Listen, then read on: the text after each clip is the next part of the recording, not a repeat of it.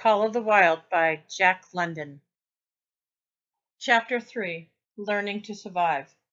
That night Buck faced the great problem of sleeping.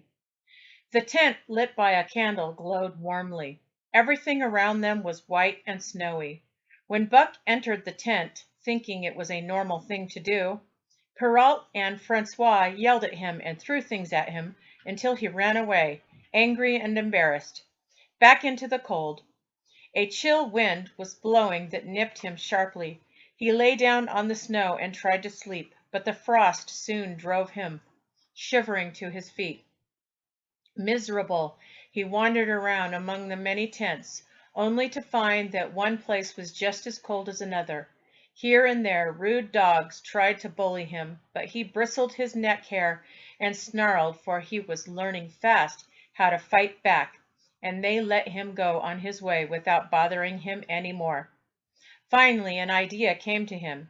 He would return and see how his own teammates were sleeping.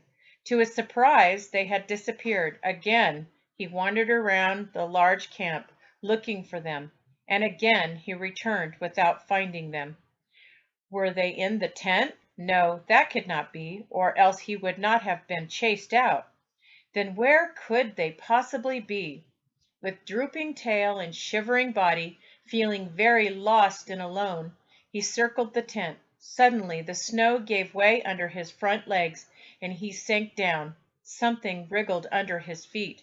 He sprang back, bristling and snarling, afraid of the unknown.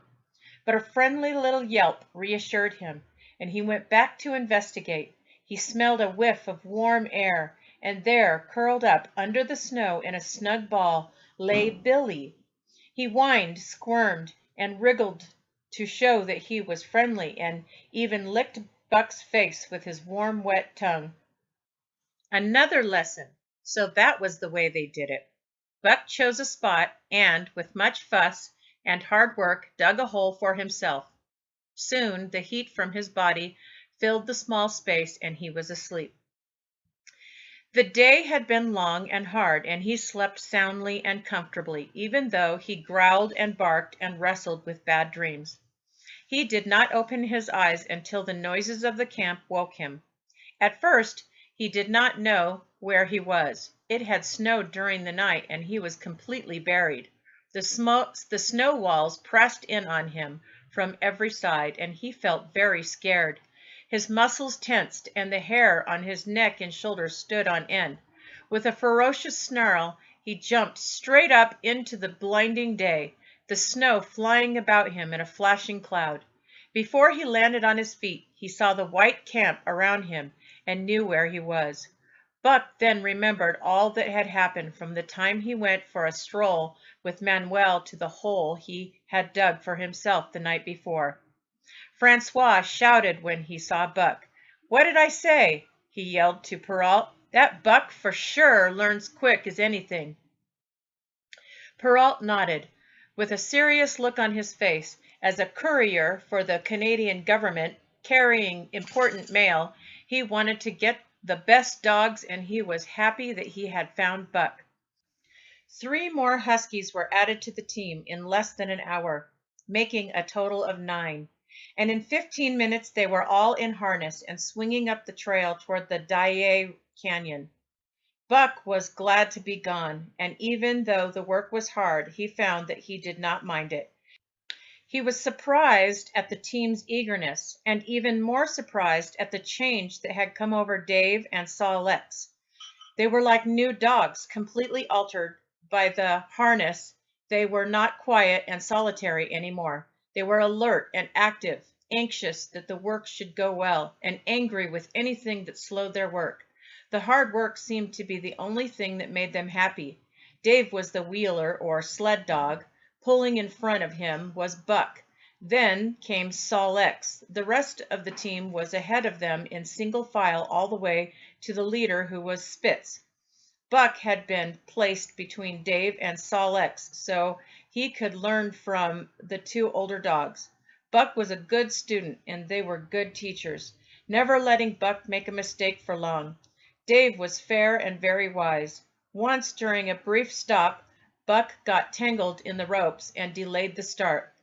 Dave and Sol X became very angry with him, and Buck took care to keep clear of the ropes afterward.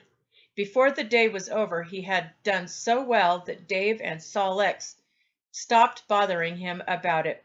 Perrault even honored him by lifting Buck's feet and carefully examining them. It was a hard day's run up the canyon, through sheep camp, past the scales and the tree line, across glaciers and snowdrifts hundreds of feet deep, and over the great Chilkoot Divide, which stands between the salt water and the fresh water and guards the sad and lonely north. They made good time down the chain of lakes that fill the craters of extinct volcanoes. Late that night they pulled into the huge camp at Lake Bennett, where thousands of gold seekers were building boats and waiting for the ice to break up in the spring. Buck made his hole in the snow and slept well, but he was woken up much too soon in the cold darkness and harnessed with the other dogs to the sled. That day they were able to run 40 miles because the snow on the trail was packed, which made the traveling easier. But the next day, and for many to follow, they had to break their own trail to fresh snow. This meant that they had to work harder and traveled slower. Perrault traveled ahead of the team, packing the snow with his snowshoes to make it easier for them. Francois guided the sled and sometimes changed places with him, but not often. Perrault was in a hurry, and he took pride in his knowledge of snow and ice.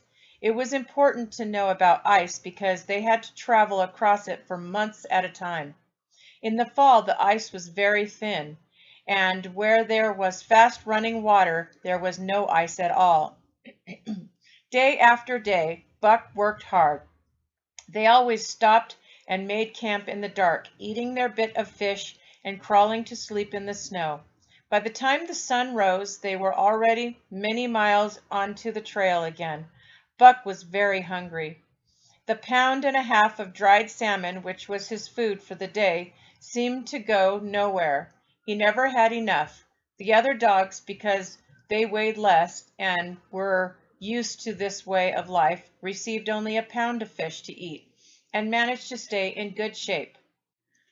Buck quickly lost the neatness that was such an important part of his old life. He used to be a careful eater, but he found that the other dogs, finishing first, would steal his food. There was no way to defend it. While he was chasing away, 2 or 3 others would eat his food. So he ate as fast as they did, and he was often so hungry that he would steal food from any dogs that ate slower. He watched and learned. When he saw Pike, one of the new dogs, who was a clever thief, steal a slice of bacon when Perrault's back was turned, Buck did the same thing the next day and got away with the whole chunk. Perrault was very angry, but did not suspect Buck, while Dub, an awkward dog, who was always getting caught, was punished for it. This first theft made Buck able to survive in the North. It showed that he could adapt, which was very important. It also showed that he didn't care any more about stealing. There was no other choice for Buck in this cold and difficult place. He did not steal because he liked to do it, but because he was hungry, and he stole things carefully and secretly because he did not want to be punished. He changed quickly. His muscles became hard as iron, and he was able to ignore ordinary pain. He could eat anything. His body would turn any food into energy to toughen and strengthen his muscles. His senses of sight and scent became very keen, and his hearing became so sharp that in his sleep he could hear the quietest sound and know exactly what it was. He learned to bite the ice out with his teeth when it collected between his toes. When he was thirsty, if there was a layer of ice over the water hole, he would break it by standing on his hind legs and then coming down and smashing the ice with his front legs. He could even predict the weather just by smelling the air. Buck did not learn only by experience. Instincts he did not even know he had became active in him. He felt like he could remember when wild dogs ran in packs through the forest and hunted their own food. When he fought with the other dogs, he felt like one of his ancestors fighting. This old kind of life and its tricks came to him without trying, and as if they had always been his. And when, on cold nights, he pointed his nose at a star and howled long like a wolf, it felt like one of his ancestors was howling through the centuries, and through him. His voice was their voice. Buck's life had changed so much, all because some men had found a yellow metal in the north and because Manuel was a gardener's helper who loved to gamble.